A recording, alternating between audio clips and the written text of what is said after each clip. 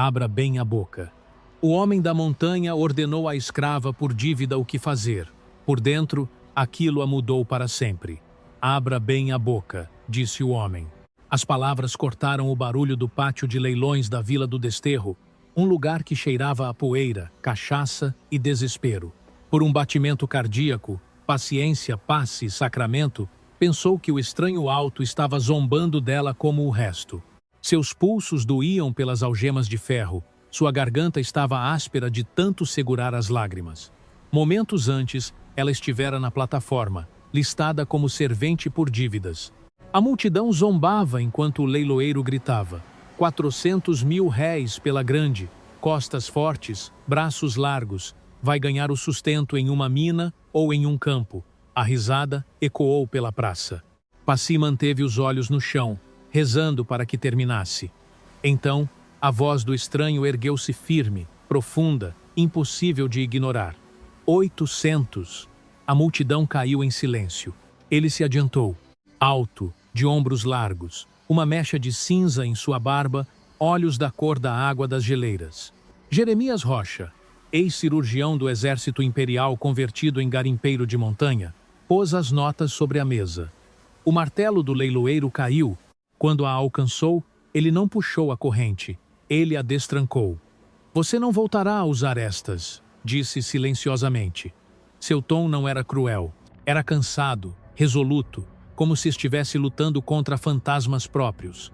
Passy o olhou fixamente, incerta se devia temer ou confiar. Nenhum homem jamais falara com ela assim, não como propriedade, mas como pessoa. Você viajará comigo, disse ele, serra acima, trabalhará por um pagamento justo, dormirá sob um teto, não sob um chicote. E quando ela hesitou, ele acrescentou as mesmas palavras que ela logo nunca esqueceria. Abra bem a boca. Sou médico e posso ver daqui que a infecção já começou. Se eu não te tratar, isso te matará antes que o frio da serra o faça. De onde no mundo você está ouvindo esta noite? Porque esta história de humilhação, misericórdia e liberdade encontrada nos lugares mais improváveis começa aqui mesmo, na borda da Vila do Desterro. Paciência Sacramento passara toda a sua vida lutando por dignidade em um mundo que nunca lhe ofereceu nenhuma.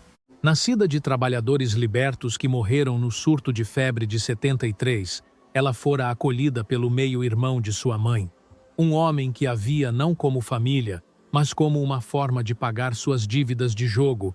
Quando os cobradores chegaram, ele assinou o nome dela, em um contrato que ela nunca viu, prometendo 5 anos de trabalho, por uma quantia de vida. No papel era legal, na verdade, era outro tipo de corrente. No momento em que parou na plataforma na Vila do Desterro, a esperança de Passy tinha se reduzido a quase nada. Sua estrutura era grande, sólida por anos de trabalho duro em cozinhas e lavanderias. A multidão só viu isso e sorriu com desprezo. O leiloeiro a chamou de égua de carga, e cada insulto a atingia como uma pedra. Ela mordeu a língua até que o sangue enchesse sua boca, qualquer coisa para evitar chorar. Quando Jeremias Rocha fez sua oferta, o próprio ar pareceu mudar. Ele não pechinchou, não olhou com lascívia, nem sequer a olhou da maneira que os homens costumavam fazer. Simplesmente pagou e disse ao escrivão: redija os papéis liberando a dívida dela para comigo. Passy esperou pela crueldade que passara a esperar. Em vez disso, ele cortou o ferro de seus pulsos e lhe deu água. Por quê? Ela sussurrou. Por que gastar essa quantia de dinheiro comigo? Ele deu de ombros, apertando a alça de seu alforge. Porque você estava prestes a morrer parada aí. A viagem de carroça pela Serra do Trovão foi longa e íngreme. O vento frio cortava através de seu xale fino. A geada se acumulava nas dobras de sua saia. Jeremias conduzia em silêncio, as rédeas firmes em suas mãos calosas. Os únicos sons eram o ranger das rodas e a tosse ocasional que escapava da garganta inchada dela. No meio da subida, ele a pegou observando-a pelo canto do olho. Você está palpando sua mandíbula, disse ele. Há quanto tempo dói? Semanas, admitiu ela. Não consigo mastigar do lado direito. Então você está infectada, disse ele secamente. Abra a boca. Passy se afastou, mortificada. Cheira mal. Ele deu uma risada curta e sem humor. Já remendei soldados morrendo de gangrena. Sobreviverei a um dente podre. Relutantemente, ela obedeceu. E ele se inclinou mais perto, examinando-a com o desapego praticado de um homem que uma vez segurou vidas em suas mãos. Abscesso, murmurou. Se não tratarmos logo, se espalhará pelo sangue. Ela piscou, contendo as lágrimas. O senhor é médico? Eu era, corrigiu ele. Até que deixei de acreditar que alguém pudesse ser salvo. Chegaram à sua cabana ao anoitecer. Uma estrutura resistente de madeira talhada situada acima da linha das árvores, com fumaça curvando-se de sua chaminé. Lá dentro havia calor, ordem e algo que Paci não sentia há anos: segurança. Ele a guiou para uma cadeira junto ao fogo, pôs uma panela de água para ferver e disse silenciosamente: posso ajudá-la, mas você terá que confiar em mim, pelo menos por esta noite. Pela primeira vez desde que seus pais morreram, ela a sentiu sem medo. Lá fora, a serra uivava. Lá dentro, uma mulher que fora vendida como carga deu o primeiro passo frágil para ser vista novamente. A subida pela Serra do Trovão não foi apenas uma viagem através de neblina e pedra. Foi uma passagem de uma vida para outra. Durante os primeiros 2 dias, Paciência mal falou. O mundo além das rodas rangentes da carroça era um borrão de névoa branca e sombras de araucárias. Cada solavanco do caminho enviava uma dor aguda por sua mandíbula, e ela mordia o lábio para evitar gritar. Jeremias Rocha conduzia em silêncio, a aba de seu chapéu puxada baixa contra o vento cortante. Ele parecia esculpido no mesmo granito que coroava a montanha. No entanto, apesar de toda a sua rudeza, ele nunca levantou a voz. Quando ela tropeçou ao descer da carroça, ele a segurou pelo cotovelo, firme, não possessivo. Quando ela tremia demais para esconder, ele lhe passou seu casaco sem uma palavra. Na segunda noite, pararam junto a um riacho congelado. O céu ardia com estrelas, o ar brilhava como cristal. Jeremias construiu uma fogueira e pôs uma panela para ferver, o vapor subindo como mãos fantasmais na escuridão. Você deveria comer, disse ele, partindo um pedaço de pão e amolecendo-o no caldo. Não consigo mastigar, murmurou ela, pressionando a palma da mão contra a mandíbula. Ele a estudou por um momento. Depois tirou um pequeno frasco de sua mochila. Cachaça e casca de salgueiro, explicou. Beba, vai amortecer a dor. Paci hesitou.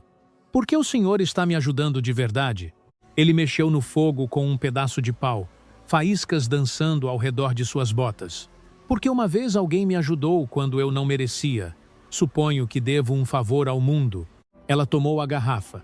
A queimação da cachaça a aqueceu por dentro. E agora? Ela o olhou através das chamas. Agora eu tento não deixar as pessoas morrerem sob minha vigilância. Caíram em silêncio então. O tipo de silêncio que não está vazio, mas cheio de tudo o que não foi dito. O fogo estalava.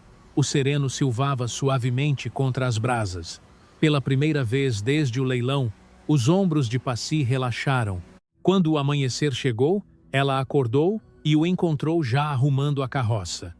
Ele deixara uma caneca de Flandres com café ao lado de sua manta, ainda quente. O gesto a atingiu com mais força do que qualquer bondade anterior. Enquanto o dia avançava, a dor em sua boca piorou. Ao meio-dia, as lágrimas turvaram sua visão. Jeremias parou a carroça. Não esperaremos mais, disse ele. Se essa infecção chegar ao seu sangue, você não passará de outra noite. Ela balançou a cabeça, aterrorizada. O senhor não pode fazer isso aqui, ao ar livre. Ele já estava descarregando sua bolsa, seus movimentos enérgicos, mas gentis. Já fiz pior no campo de batalha. Sente-se. Paci desabou em um tronco caído, tremendo. Ele rasgou tiras de pano limpo, despejou cachaça sobre uma lâmina e encontrou os olhos dela. Respire através disso, disse silenciosamente. Quando eu disser, abra bem a boca. O primeiro toque de metal a fez pular, mas a mão dele estava firme contra o ombro dela. Você tem certeza? Ela murmurou. Vai doer, mas apenas por um momento. Ela sentiu o gosto de ferro, sal, cachaça e medo. Mas então veio a liberação aguda da pressão, um calor se espalhando que não era dor, mas alívio. Ela ofegou, e ele a segurou antes que caísse para frente. Está feito, disse ele em voz baixa e tranquilizadora. Você vai ficar bem. Quando chegaram à cabana naquela noite, o pior já havia passado. Sua febre havia cedido.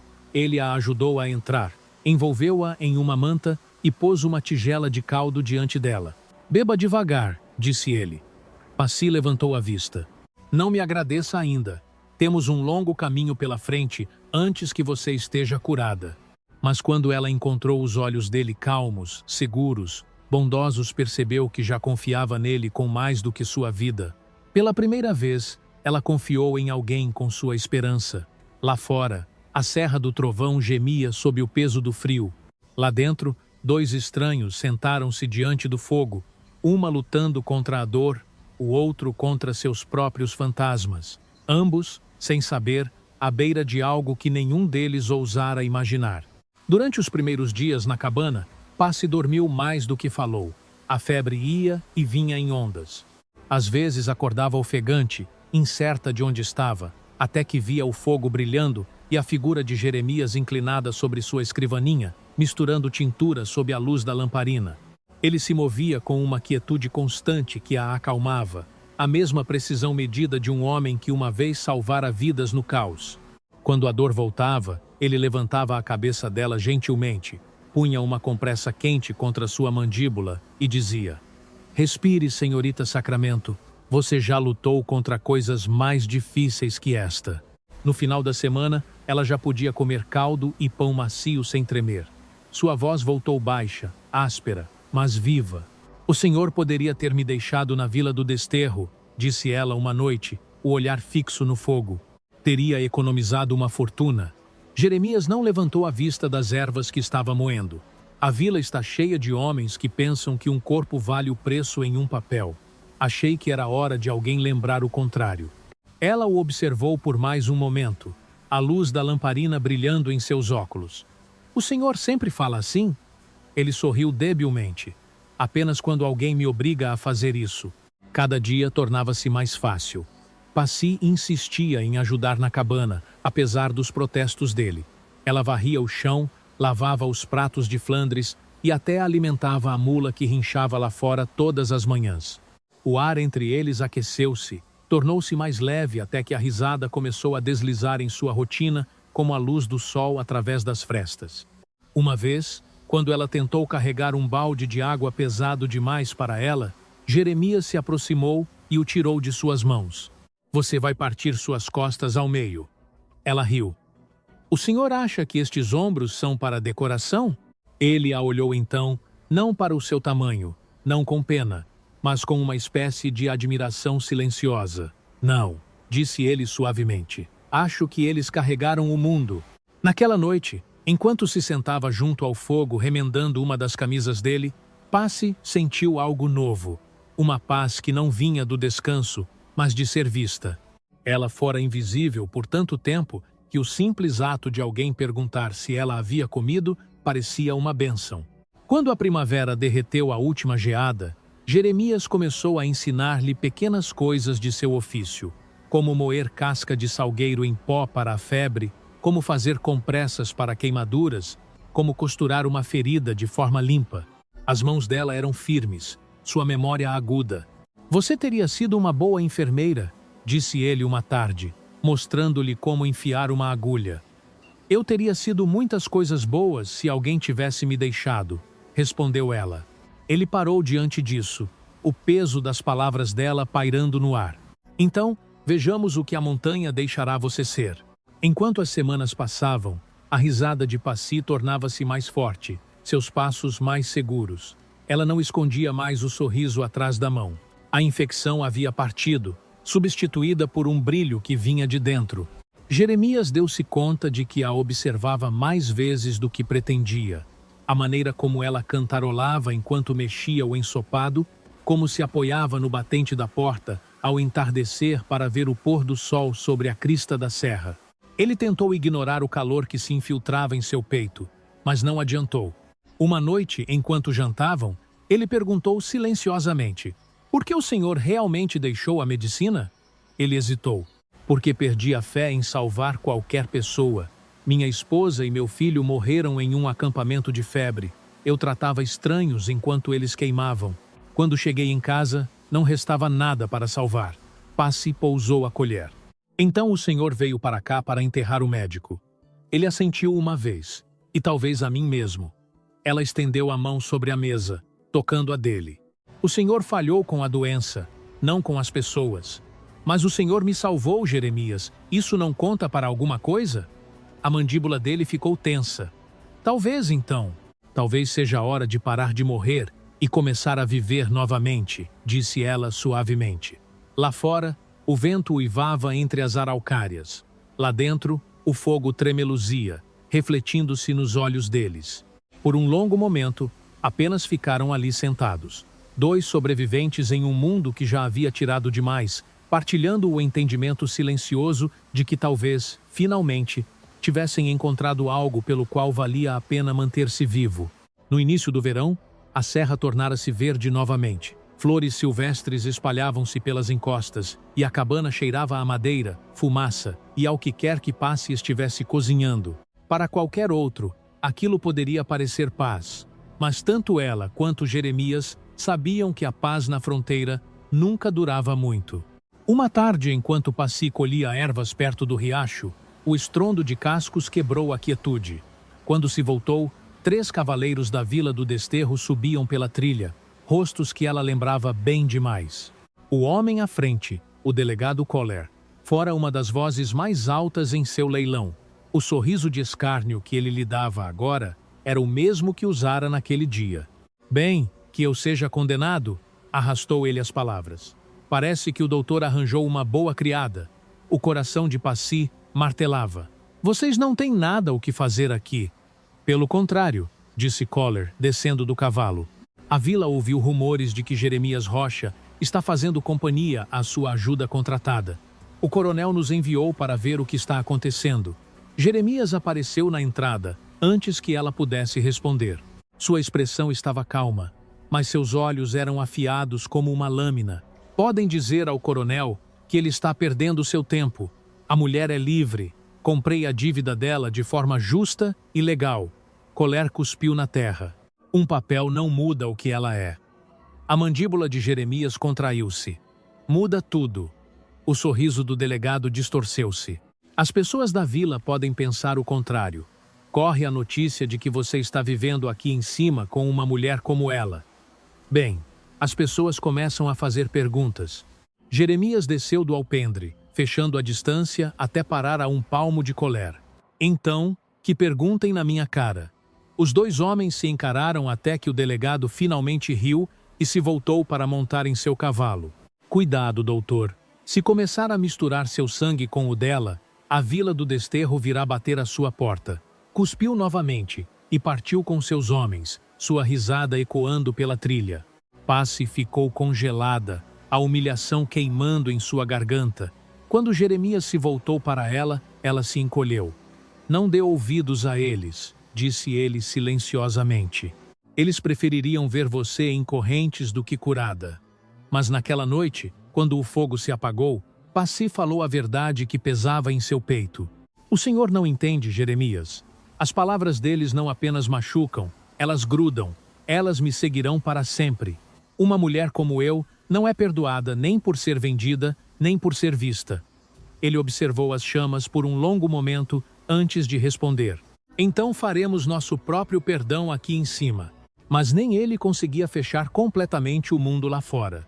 Uma semana depois, chegou à vila a notícia de que Rocha estava abrigando uma servente fugitiva.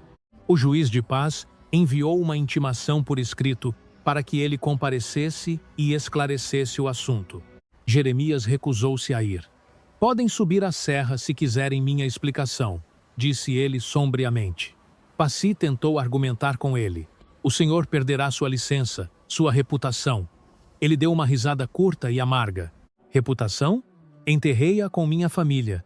Mas não me enterre junto, sussurrou ela. O senhor não pode me perder pelo ódio deles. Ele se voltou, os olhos suavizando-se. Você acha que eu me importo com o que dizem de mim? Que falem. Não deixarei que a arrastem de volta para lá. Ainda assim, Ela viu a tensão nele, as noites sem dormir, a maneira como olhava para a trilha, como se esperasse outra intrusão. A serra, que uma vez fora um santuário, começava a parecer um cerco. Uma manhã, enquanto ele cortava lenha, Passy preparou uma pequena trouxa. Não podia suportar a ideia de ele perder tudo por culpa dela. Quando saiu, a luz era pálida e cinzenta, o vale abaixo envolto em névoa. Mas antes que chegasse à borda do clarão, a voz de Jeremias a deteve. Se você for agora, eles vencem. Ela se voltou lentamente. Ele estava parado ali, o machado apoiado no ombro, os olhos em carne viva com algo entre a raiva e a súplica. Você acha que está me protegendo, disse ele silenciosamente. Mas você é a única coisa que me mantém vivo. A névoa girou ao redor deles e, por um momento, nenhum dos dois falou. Então Passy soltou a trouxa, lágrimas escorrendo por suas bochechas. Então me ensine a lutar, Jeremias, porque estou cansada de fugir. Ele adiantou-se, tomou-a em seus braços e sussurrou contra o cabelo dela. Era exatamente isso que eu estava esperando ouvir. Lá fora, o trovão rolou baixo sobre a serra, como se o próprio mundo estivesse alertando que a verdadeira batalha ainda estava por vir. A tempestade estourou 3 dias depois. O trovão rolou pela Serra do Trovão como fogo de canhão, sacudindo as araucárias até as raízes. Jeremias soube, antes mesmo de vê-los, que estavam vindo, homens da Vila do Desterro, armados com tochas e rifles. O tipo de homens que acreditavam que o fogo podia queimar a vergonha. Passy foi a primeira a avistá-los, pela janela. Eles estão aqui, sussurrou ela, a voz tensa de medo. Jeremias pousou seu café, os olhos estreitando-se. Fique atrás de mim. Não importa o que digam. Não se mova. A chuva caía torrencialmente enquanto os cavaleiros chegavam ao clarão. O delegado os liderava, o casaco impermeável brilhando, o rosto pálido de retidão. Atrás dele, uma dúzia de homens, garimpeiros, capangas e gente da vila, sem nada melhor para fazer do que destruir o que não entendiam. Rocha! Gritou o delegado por cima da tempestade. Viemos pela mulher. Você não tem direito de mantê-la. O contrato de dívida foi anulado após o leilão. Agora ela é propriedade do governo local. Passy encolheu-se. Jeremias desceu do alpendre para a lama, desarmado, exceto pela calma férrea em sua voz. Ela não é propriedade, disse ele. Está sob minha proteção. Ela é livre. Um raio partiu o céu. Os olhos do delegado estreitaram-se. Você acha que sua palavra vale mais que a lei? A mandíbula de Jeremias tensionou-se. A lei que a vendeu não valia o papel em que foi escrita. Um disparo estalou no ar. Um aviso, não pontaria, mas foi o suficiente para que todas as mãos fossem aos rifles. Jeremias não recuou. Terão que atirar através de mim para alcançá-la, disse ele. Passy saiu da entrada, a chuva encharcando seu cabelo e vestido. Parem! Gritou ela. Vocês se dizem homens de Deus, mas arrastariam uma mulher de volta para as correntes. Que tipo de justiça é essa? A voz do delegado vacilou. Você não entende como o mundo funciona, moça. Entendo o suficiente, disse ela. Nasci devendo, vivi trabalhando e morri 100 vezes sob o tipo de misericórdia de vocês. Mas este homem me salvou não porque tinha que fazer, mas porque podia. Suas palavras pairaram na tempestade como um sino ecoando pelo vale. Por um momento, ninguém se moveu. A chuva sibilava contra os rifles. O trovão rosnou. Então, um dos homens mais velhos lá atrás, um ex-soldado com uma cicatriz no rosto, baixou sua arma. Deixem-nos em paz, murmurou ele. Ela tem razão. Todos nós já fizemos mal o suficiente neste mundo. Um por um, outros o seguiram. O delegado ficou sozinho, espumando de raiva, antes de virar seu cavalo com uma maldição. Você se arrependerá disso, Rocha, cuspiu ele, e cavalgou de volta pela trilha. Quando o último eco desapareceu, Passy caiu de joelhos na lama. Jeremias ajoelhou-se ao lado dela, as mãos tremendo pela primeira vez. Você poderia ter sido morta, disse ele, a voz falhando. O senhor também, sussurrou ela. Mas o senhor não me deixou enfrentá-lo sozinha. Ele levantou o queixo dela gentilmente. Nunca mais. Atrás deles, A cabanha brilhava através da chuva, um farol de desafio e de algo mais forte que o medo. Naquela montanha, eles haviam ganhado mais do que uma luta. Haviam reivindicado seu direito de viver, de curar e de amar sem permissão. E pela primeira vez em anos, Jeremias Rocha olhou para a tempestade e viu não a ruína, mas a redenção. Quando a tempestade passou, o mundo parecia estranhamente novo. As nuvens se abriram e a luz do sol derramou-se sobre a Serra do Trovão, banhando o vale em ouro. A fumaça ainda subia da chaminé da cabana, mas lá dentro o ar estava limpo, sem medo, sem vergonha, apenas o ritmo silencioso de duas pessoas que finalmente haviam conquistado sua paz. Jeremias sentou-se em sua mesa de trabalho, limpando o mesmo conjunto de instrumentos que uma vez salvara a vida de Passy.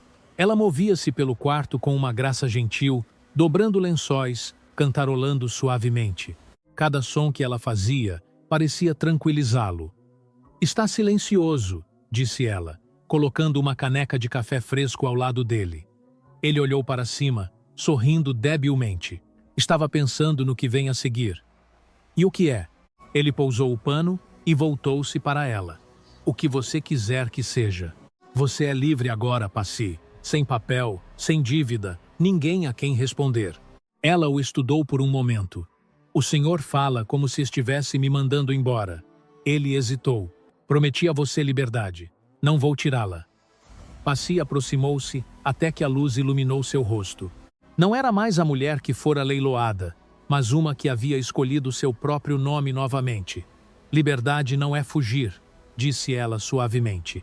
"É ficar parada onde sua alma pode descansar." A garganta de Jeremias apertou-se. "E onde sua alma descansa?" Ela sorriu, lenta e segura. "Aqui, com o Senhor." Ele estendeu a mão, seus dedos ásperos roçando os dela. Lá fora, o vento movia-se entre as araucárias como uma bênção. Lá dentro, a cabana brilhava acolhedora contra o sol poente. "Você tem certeza aqui?" sussurrou ele. Passy apoiou a cabeça no ombro dele, lágrimas brilhando em seus olhos. "Eu sei que sim, porque pela primeira vez na vida, eu escolhi." Às vezes, a liberdade não vem com correntes quebradas ou portas abertas. Às vezes, começa com uma pessoa atrevendo-se a ver outra como humana.